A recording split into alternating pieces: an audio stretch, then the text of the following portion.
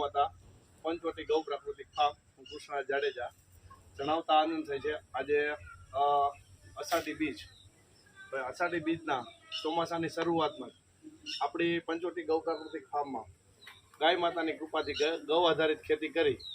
તો એમાં તમે જુઓ સરસ મજાના કોઈ જાતના ઝેર રસાયણ નાખ્યા વગર પોપૈયા છે, તંદુરસ્ત એવા સરસ મજાના કારેલા છે, તે તુરિયા કઈ છે, આવો ભીંડો સરસ મજાનો કૂણો છે, સરગવો છે, ગલકા છે, જામફળ છે, રાવણા છે.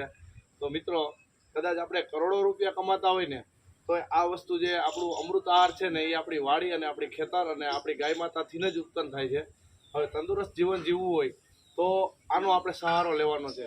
નહીં કે પૈસાથી કે નહીં કે કોઈ પણ દુનિયાની કોઈ સુખ સાહેબીથી કોઈ વૈભવી જીવનથી નહીં જીવી શકી. આજની તારીખે ખૂબ ઝેર રસાયણવાળું બજારમાં હોય છે.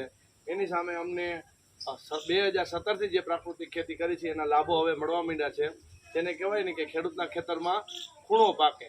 તો મિત્રો આવી જે નાની મોટી અમે વસ્તુ વાવી છે ત્યારે સરસ મજાનો અમૃત આહાર થાય છે.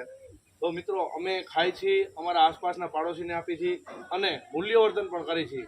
નહીં કે જેમ તેમ આપણે થયું એ વસ્તુનો ખોટો વ્યય થઈ જાય. અહીંથી કોઈ પણ વસ્તુનો બજાર ભાવ એટલે કે જે ગામની અંદર ફેરિયાઓ કે જે માર્કેટમાં ભાવ હોય એવા માર્કેટ ભાવથી અમે આવી બધી વસ્તુ વેચશું.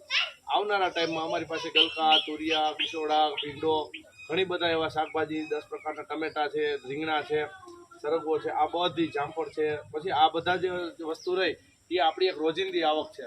કે જેવાય કહેવાય ને કે ભાઈ ટૂંકા ગાળાના પાક એટલે આંતરપાકની અંદર થોડા 2 મહિનાની અંદર આપણે ઉત્પાદન આપે એવું એક ખેતીનો આપણો આ સાઇડ બિઝનેસ છે.